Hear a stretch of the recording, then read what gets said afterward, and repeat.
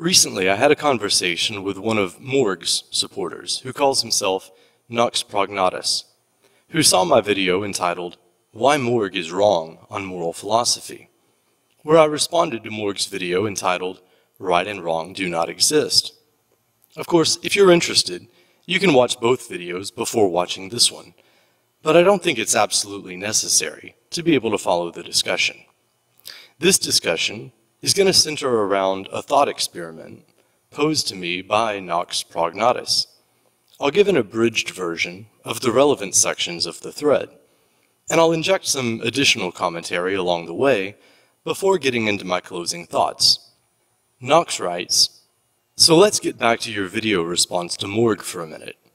I asked you why you believe there's an objective morality, and what would happen to a Robinson Crusoe type character, or Tarzan if you're so inclined. Anyway, a person born without human interaction. Would they inherently know right and wrong?"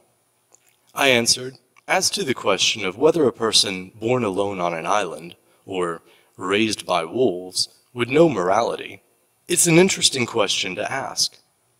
Would they know the rules of addition? If not, would we therefore conclude that the rules of addition are relative? Nox responds, inherently they can prove to themselves that if they pick up a stick, then pick up another, they have more than one stick. They can see that even without knowing the concept of one stick or two sticks. What I'm asking you is, if this person killed another person, would they know inherently whether that is right or wrong? And if so, why? I responded, let's say they took that stick and thrust it into another person's eye socket. They could plainly see the pain and suffering caused by this act, and they would immediately recognize that they themselves would wish to avoid the pain and suffering caused by this action. So yes, they would know that it's wrong. Nox responded, your assumption is that they care about another's feelings. Remember, that person was raised by animals. Do animals inherently understand morality? I responded, no, my assumption is only that they would not want it done to them. Whether animals understand morality is as irrelevant as the question of whether they understand mathematics. Neither the laws of morality nor the laws of math are undermined by the incomprehension of dumb beasts or dumb humans. I want to add here that Nox seems to be focused on subjective things, such as whether a person is aware of moral law, or whether a person cares about another's feelings. I'm focusing on objective things, such as the action itself and its consequences. I don't believe that the consequentialist view of morality is the be-all and end-all of moral philosophy, but it's one of the building blocks. My real moral position is rooted in my metaphysics, and since Nox and I share a similar metaphysical view, I think he will eventually see that my moral philosophy is more consistent with his understanding of the ultimate nature of reality than Morg's moral relativism is. Nox went on to ask, do animals understand objective morality? To which I responded, do animals understand objective mathematics? Obviously, the point here is that whether or not animals, or even people, understand moral or mathematical laws has nothing whatsoever to do with the question of whether such laws exist objectively. This is why I think his thought experiment about a man raised by wolves on a desert island is interesting, but ultimately irrelevant to the question of moral realism. But I'm going to address the thought experiment anyway. I want to share one more of his comments before I get into that, though, because it offers some helpful insight into his worldview, which I at least partly agree with. He says, idealists are confronted with the problem of how to distinguish subjective content from objective content if everything exists in the mind. How do we know we're not dreaming all the time? Ontological mathematics is the answer. Only analytic, tautological, mathematical statements are objectively true. They are true, crucially, by definition. Anything that is not true by definition belongs to the subjective domain of interpretation and opinion, and cannot be relied upon. For example, we can be objectively certain that 1 plus 1 equals 2, or one stick plus another stick gives us 2 sticks. We cannot be objectively certain that a Platonic form of morality exists, since there's no such thing as an analytic, tautological definition of perfect morality. In the past, rationalism failed because it strayed outside its true and proper domain of objective, ontological mathematics. And of course, rationalism does not rule the subjective domain where mythos, desires, feelings, will, faith, opinion, interpretation, and dialectics all apply. I responded, as an idealist, I think you'll like my answer. The objective versus subjective dichotomy rests on the materialist presupposition. The Platonic form of the good is synonymous with the nature of divinity, the true self. To know thyself is to attain the knowledge of good and evil. If this isn't immediately apparent, I hope to elucidate the truth. To give a short, but I think satisfactory answer, I suspect that both tribes would develop many of the same moral codes. Based on my observations of the world, I suspect that we might observe some differences as well. But this question is ultimately irrelevant.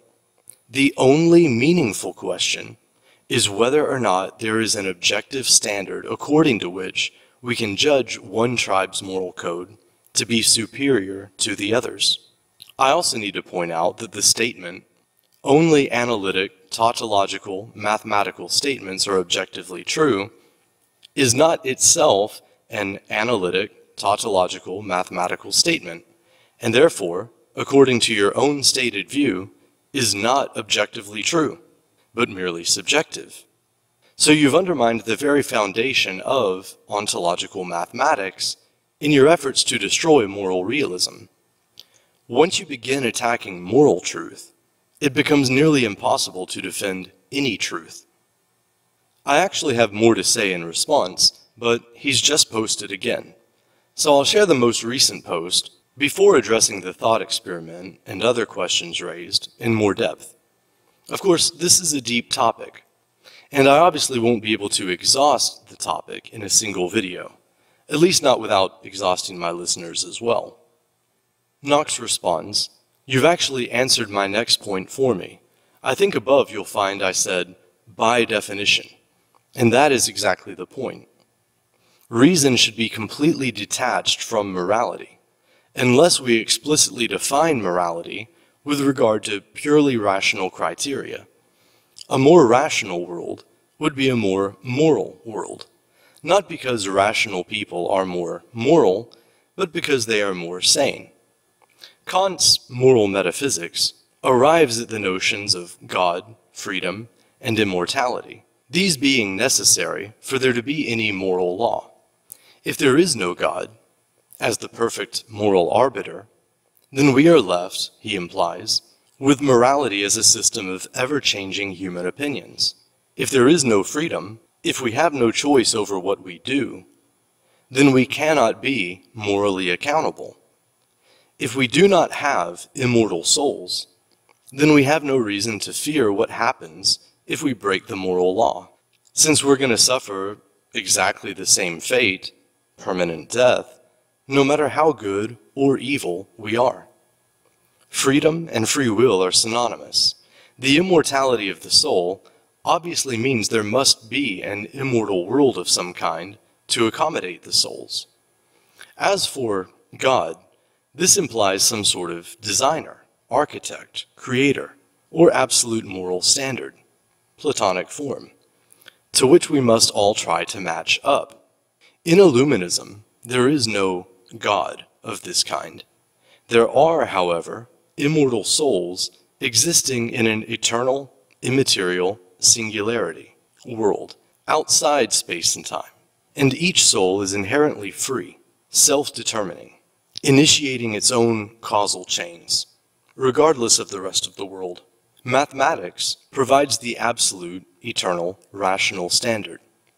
As for morality, this is handled dialectically, meaning that it involves a messy, brutal clash of opposites, from which higher syntheses are generated.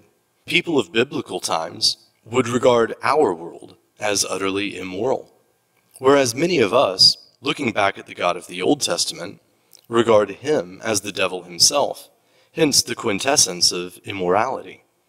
In other words, the God some people regard as the paragon of morality, others regard as the most heinous repudiation of morality there could possibly be. Given this 100% range, morality is meaningless. It's opinion and belief, and nothing else. When a jihadist chops someone's head off, or burns them alive, he's as moral as it gets, in his opinion, and that of his allies. To everyone else, he's a devil worshipper.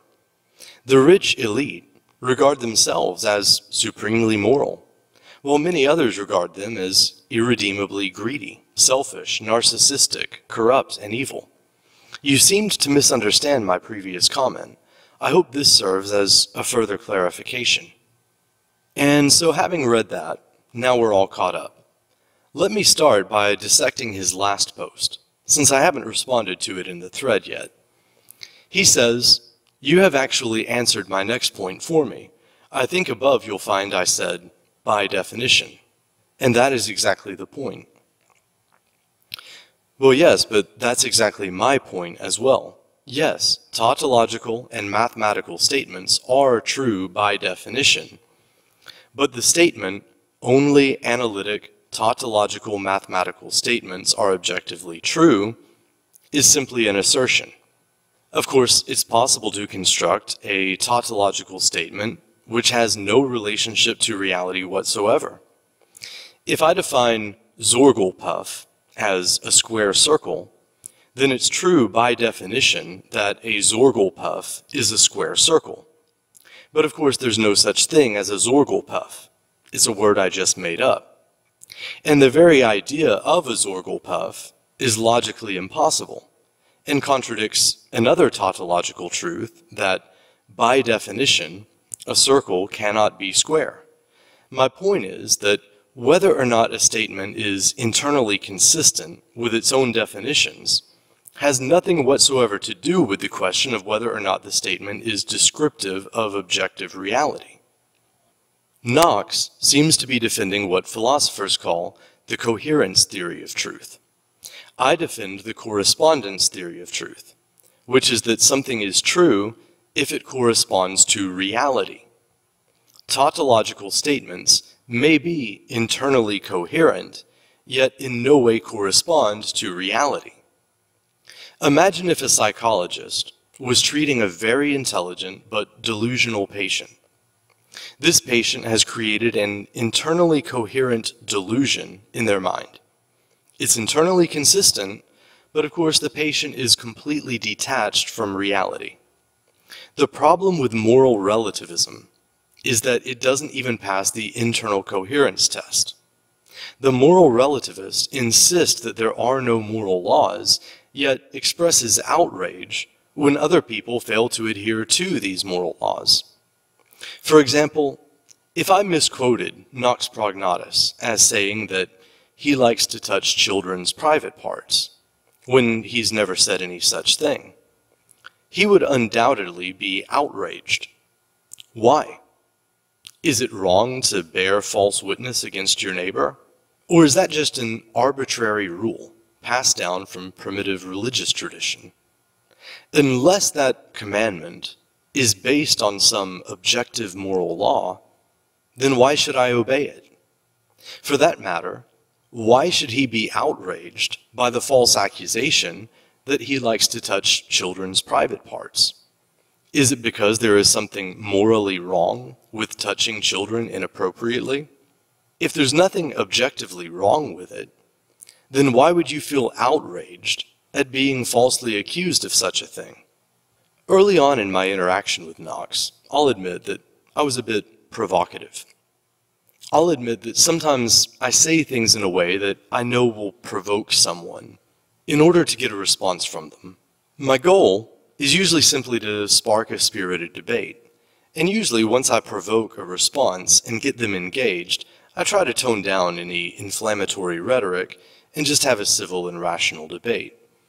For me, this is like challenging someone to a game of basketball, a boxing match, or even a chess match. Nox seemed to take offense, though. But why? Is there an objective standard of behavior that I violated? If there's no such standard, then what right do you have to get upset even if I run up and slap you in the face for no reason? And I think that even a person raised by wolves on a desert island would be upset if someone slapped them in the face for no reason. They would have a sense that the person had acted wrongly toward them. I think most people who have played sports or engaged in any form of competitive activities recognize shit talk for what it is, and know not to take it personally. Of course, a person raised on a desert island might not understand this. The fact that I defend moral realism doesn't mean that I think that all social conventions are objective, but I would say that there are social conventions which violate objective moral laws. For example, female genital mutilation, or honor killing, or throwing homosexuals from rooftops. But it's possible for different societies to accept different social norms. There may be a range of correct answers to any given algebra problem. There might be more than one value that could be used to solve for x. But this doesn't mean that any answer that anyone comes up with is equally correct, or that there aren't right and wrong answers. And it doesn't mean that the laws of mathematics are subjective or relative. Similarly, different groups of people on different desert islands may come up with different social conventions. For example, in the US, we all agree to drive on the right side of the road. In other countries, they drive on the left side of the road. Either convention will result in minimizing fatal head-on collisions. In other words, will reduce harm to sentient beings, humans, and will reduce damage to private property, cars. So both are objectively good. Both succeed in solving for x, so to speak. Moral relativists will sometimes point to the fact that there is more than one possible solution for x, as if that somehow proves that there are no objective moral truths. But as I hope you can see, that's like arguing that the fact that there is more than one possible solution for x in an algebra equation proves that there are no objective mathematical truths. Another similar game moral relativists like to play is the game of introducing additional variables to an equation. Often this involves some form of moral dilemma. For example, if a moral realist says that stealing is wrong, the moral relativist might respond, well, what if the man is forced to steal a loaf of bread, or else let his children starve? I think most people are familiar with this sort of argument. And I'd like to return to the topic of moral dilemmas, but first I want to expose the fallacy of this sort of argument. Essentially, what the relativist is attempting to do is to show that what's moral in one situation might be immoral in another situation, and that what's immoral in one situation might be moral in another. Let's consider this same kind of argument in relation to math and see if it works. Imagine if I said 2 plus 3 is 5. But then a skeptic questions me, but is 2 plus 3 always 5? I would of course answer that yes, 2 plus 3 is always 5. Thinking that he's really got me now, he says, but 2 plus 3 plus 4 equals 9. So you see, it's all relative. Does this in any way disprove the existence of objective mathematical laws or objective mathematical truth? Of course not. You've simply introduced extra variables into the equation, and of course this affects the solution to the equation. But it doesn't alter the rules of mathematics, which we must follow in order to arrive at the correct solution. And it doesn't mean that there isn't one correct solution. Of course, as I've said, it's possible that there may be more than one correct solution, but there will almost certainly be a whole host of incorrect solutions. And sometimes there may be no solution. This brings us back to the moral dilemma. My view is that sometimes the situation itself is immoral. And within an immoral situation, it may be impossible to act morally. A classic example that's been used in several movies and TV shows is as follows. Imagine that you're tied to a chair. There's no way to free yourself. You're completely helpless. A bad guy has your 2 children tied up as well, and he's going to make you choose which one he shoots and kills. He says that if you refuse to choose, he will shoot and kill both of them. Some people might think that, from a utilitarian perspective, choosing to sacrifice the life of either child for the sake of the other is more moral than allowing both to die. But I think it would be hard to say that telling the gunman to shoot either of your children is moral.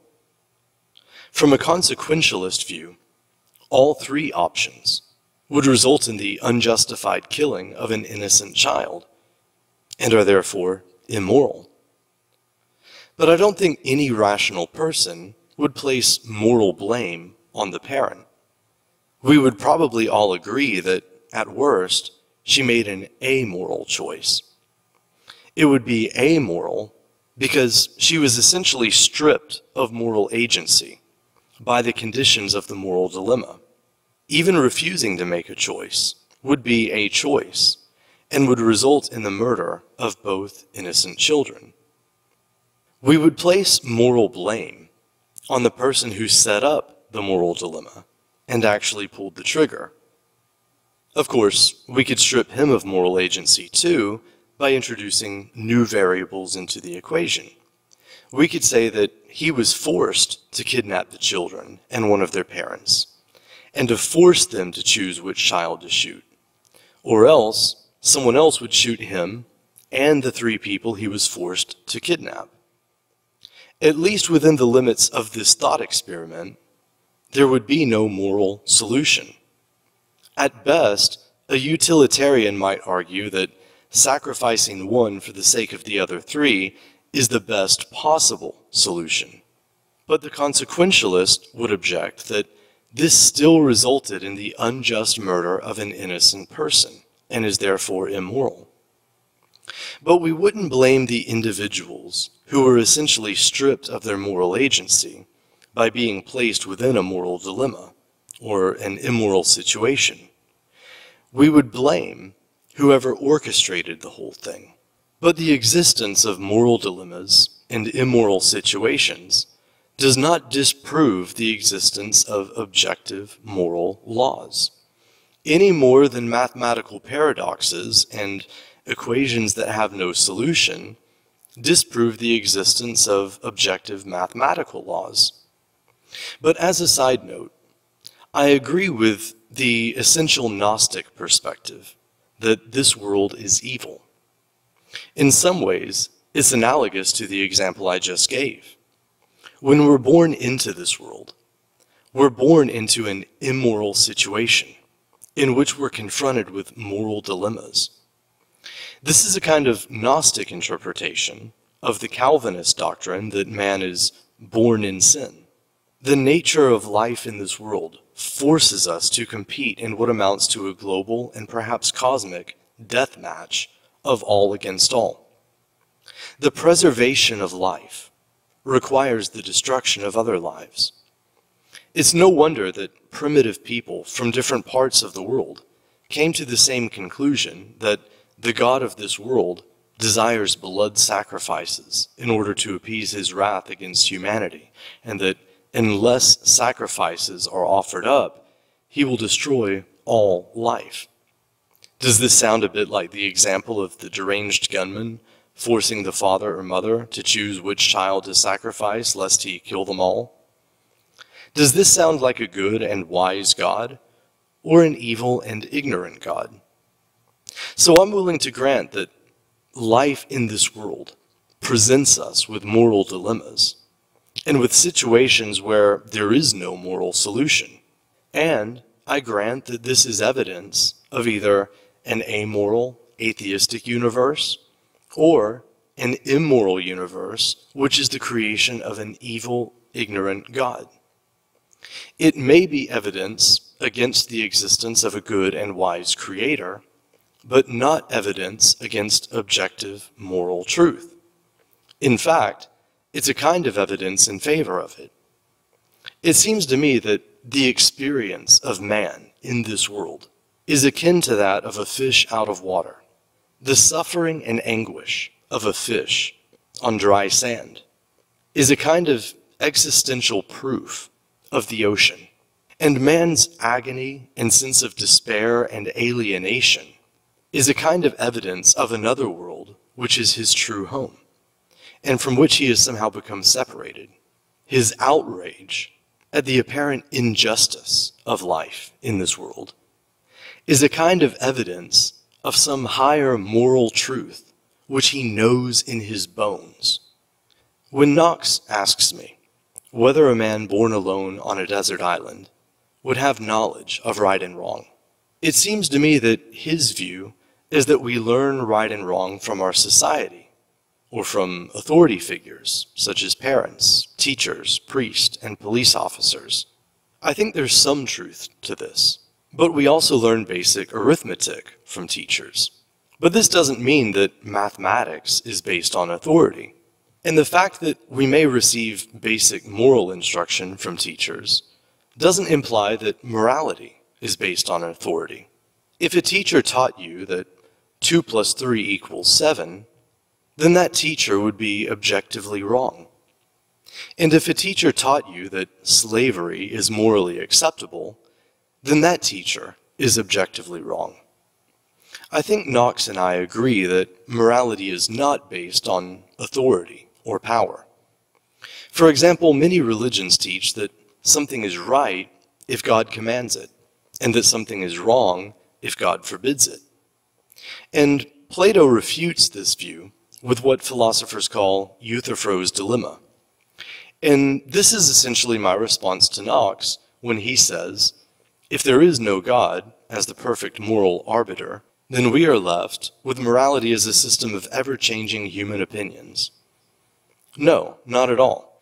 This assumes that morality is based on authority and power rather than on eternal, objective principles, which is the moral realist position. Suppose that God commanded rape and child sacrifice. Would that make rape and child sacrifice moral, or would it make God immoral? As I pointed out in my response to Morg, in many of his videos, he points to passages in the Old Testament to show that God is immoral. But if your position is that if there is no God as the perfect moral arbiter, then we're left with morality as a system of ever-changing human opinions, then according to what standard do you judge the God of the Old Testament to be immoral?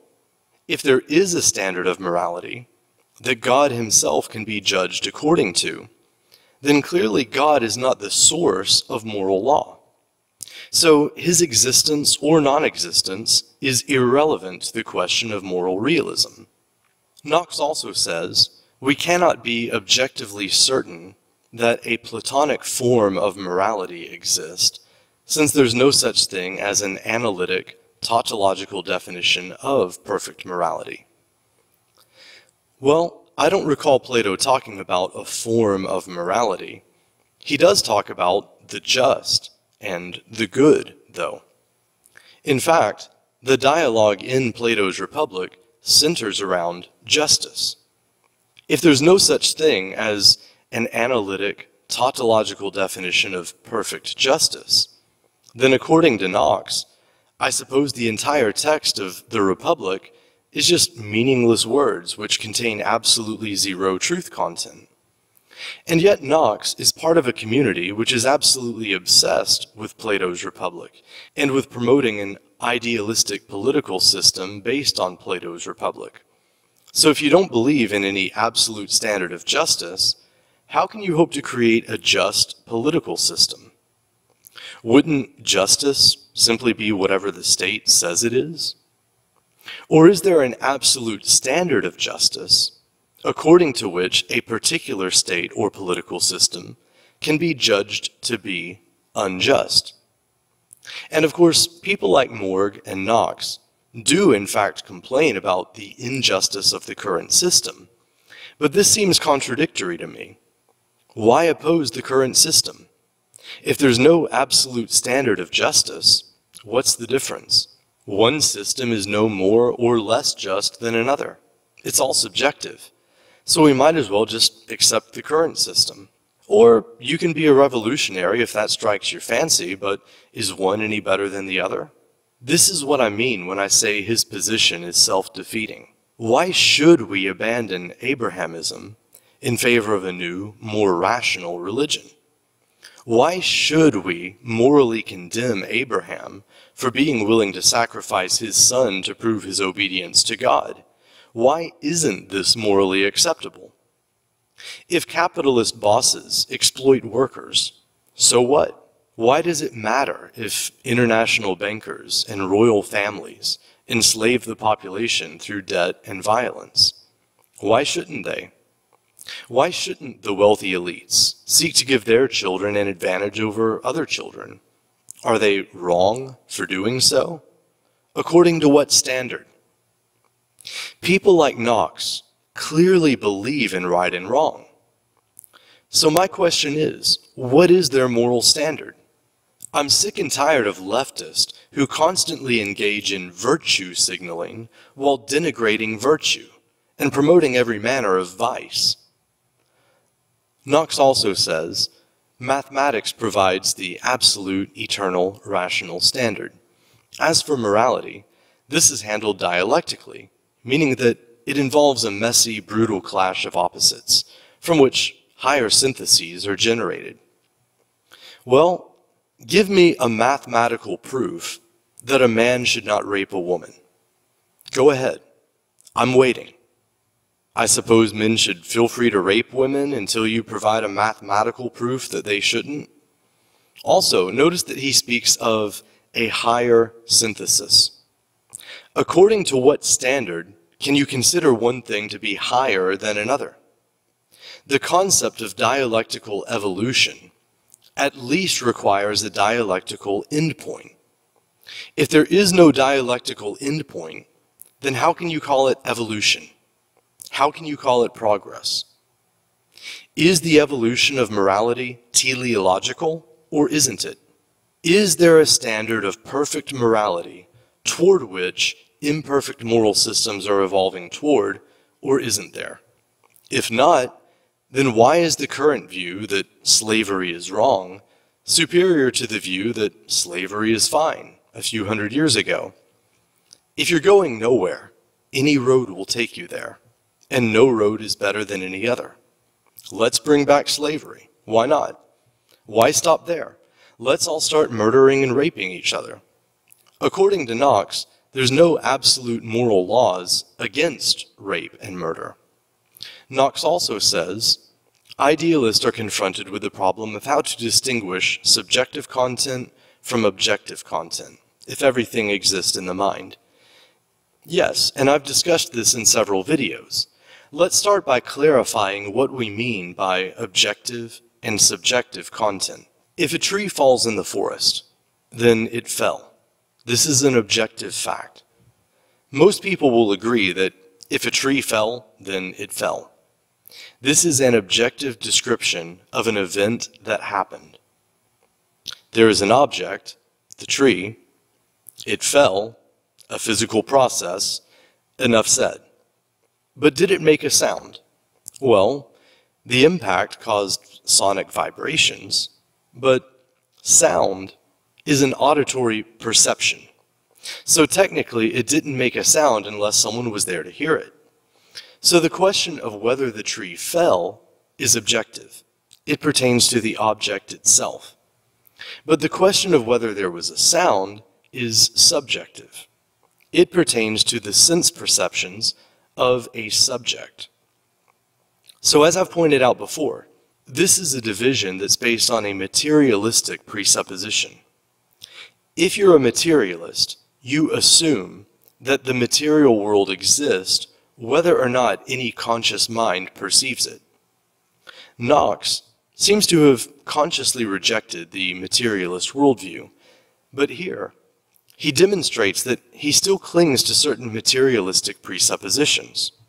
Much of the justification for making a distinction between subjective and objective reality hinges on the idea that a mind-independent physical reality exists. The question then arises of whether our mental perceptions correspond to reality itself. And so there's a false dichotomy created between the phenomenal world and the nominal world. I essentially reject this, as all idealists must. All that truly exists is mind itself. This is the only objective reality. This is the only nominal reality. Everything else is illusion. Everything else is mentally generated. Everything else is an idea that exists within mind.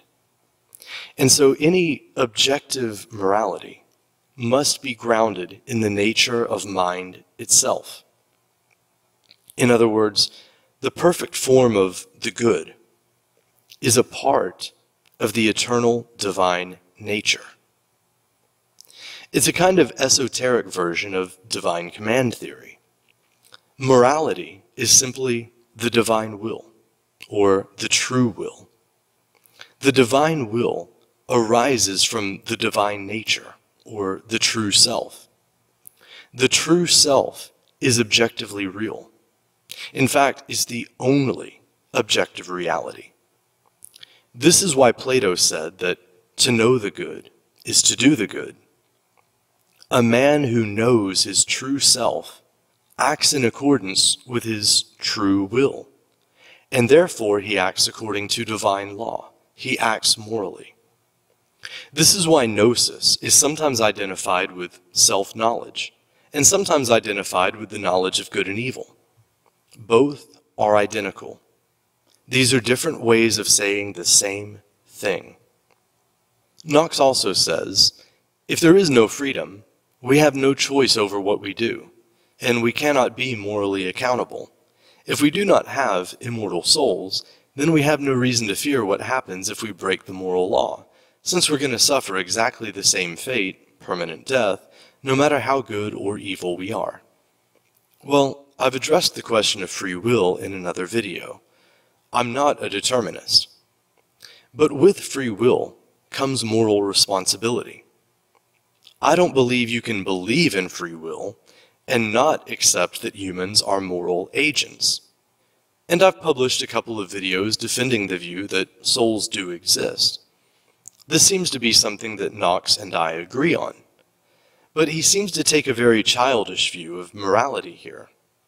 He seems to think that the only reason to act morally is out of a selfish desire for rewards or a fear of punishments. That isn't my view, and I've responded to this view in other videos. But this is another topic that's dealt with in Plato's Republic, in the section where he argues with Glaucon and talks about the ring of Gyges. Honestly, it annoys me a little bit when I deal with people like Nox who advocate a utopian political system based on Plato's Republic, yet they don't seem to have ever actually read Plato's Republic. Does Nox really think that the only reason to do good is out of a desire for reward? Does he really think that the only reason to abstain from evil is to avoid punishment? This error is rooted in the view that he expressed earlier, which is essentially that right and wrong are nothing more than the arbitrary dictates of the most powerful authority, God, if you're a theist, and probably the state if you're not. The idea is that God has the power to punish you if you displease him, or to reward you if you please him.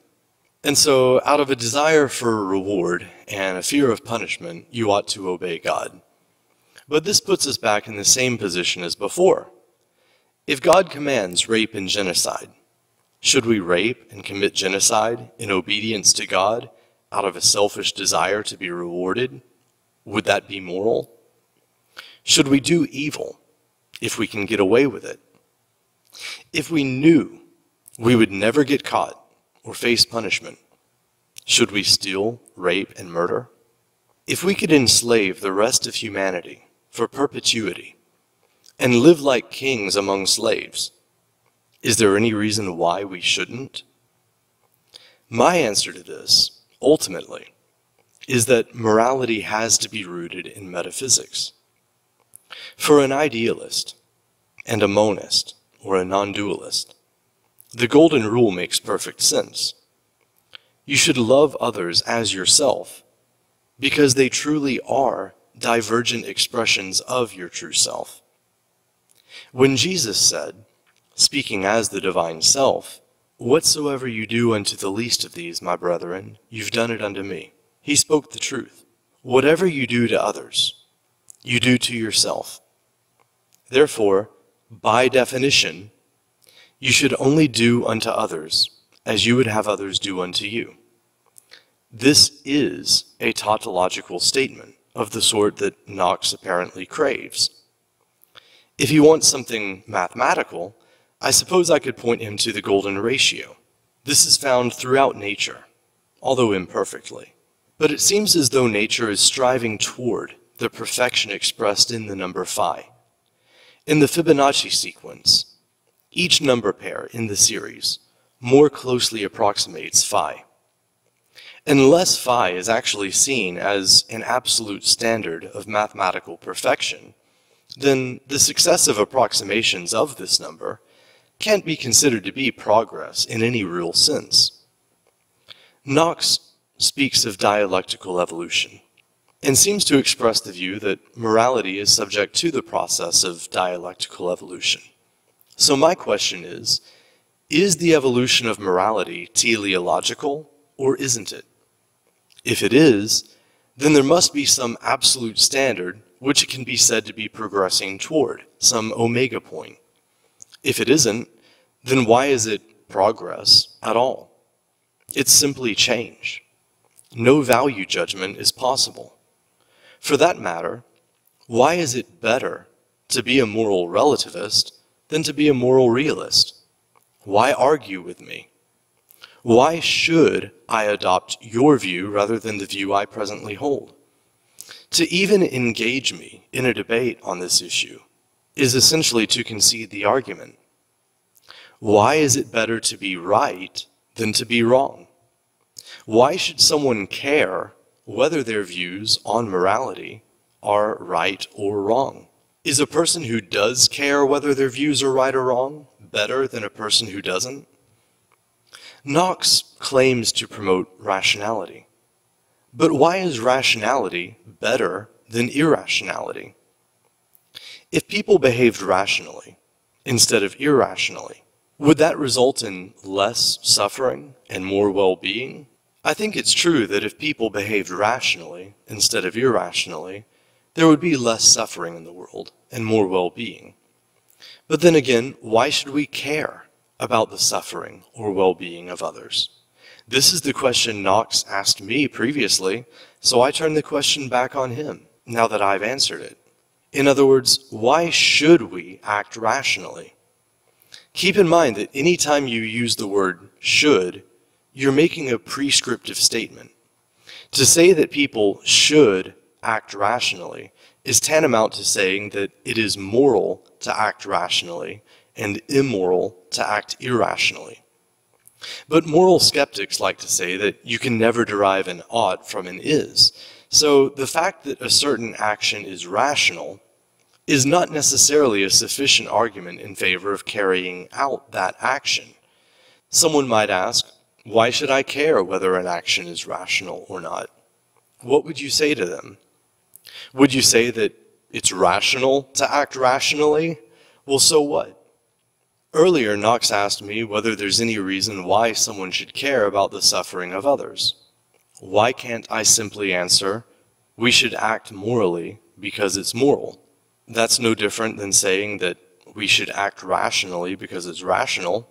Morality is rational. Moral philosophy asks the question, how should we live? And moral philosophy seeks to answer this question rationally. Nox seems to deny that such questions can be answered rationally. If such questions can be answered rationally, then morality is objective. If there is no rational answer to such questions, then all human activity, including the pursuit of knowledge and truth, is irrational. Therefore, engaging in debates is irrational.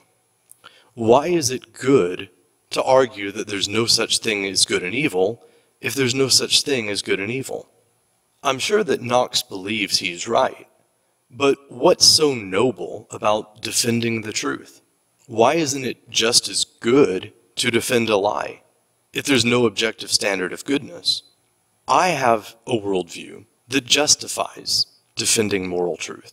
I believe it's morally right to do so, and I believe it's rational to do so. If morality is rationally justified, then it's rational to behave morally, and irrational to behave immorally. Again, to claim, as Nox does, that reason should be completely detached from morality is irrational. He says, reason should be completely detached from morality, unless we explicitly define morality with regard to purely rational criteria. Well, yes, obviously we should use reason to investigate questions of morality. But unless there is such a thing as moral truth, what's the use of attempting to arrive at knowledge of moral truth through the use of reason? I can only facepalm at this point. Nox seems like an intelligent person to me, and I believe he's probably a moral person. Based on my interaction with him so far, I honestly like him. No one should construe this video as a personal attack. I attack ideas, not people. Well, except for maybe Morg. And the only reason I attack bad ideas is in order to liberate good people from their power. I think I'll end there. If Nox responds, I may do a follow-up video. I'd like to close by sharing a private message from someone who I won't identify. This person says, I sometimes watch your videos, and I think you have some very good points, but you should know that a group called Jacobinism, Philosophy, Math, and Science plan on mass flagging you to try to take down your page. My question in response is, why? Because they're unable to refute me with logical arguments? Attempting to silence me is essentially an admission that they know they can't win a rational debate. And I think I have enough followers to launch a mass flagging campaign of my own. But I want to say this as clearly as possible. Please do not flag or troll the Facebook page Jacobinism, Philosophy, Math, and Science unless they instigate some sort of mass flagging campaign against me. I wouldn't wish to instigate one against them or their affiliates. But they should do unto me as they wish others to do unto them. And if they wish to have a mass flagging campaign directed at them, then by all means, let's grant their wish. But only if they make it clear through their actions that that's what they want. I hope my meaning is clear. Thank you for listening. If you enjoyed this discussion, please hit the like button, share, and subscribe. Also, be sure to follow me on Facebook. All my links are in the description box below. I'll see you next time. Peace.